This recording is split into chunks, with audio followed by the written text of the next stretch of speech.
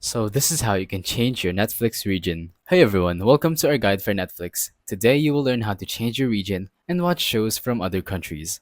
So go ahead and open up your Netflix. Make sure you are in your own region and then go back.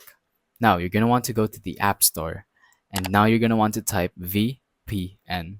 The next step is pretty simple. All you have to do is find a VPN from all of these free ones. So what you're going to want to do is download them and then try them. Once you try them, you're going to want to open up Netflix again and see if it has changed your region. Now, I have a VPN right here, but it's not free, so you're going to have to spend money to use it. There are some free VPNs here, but most of them are usually paid.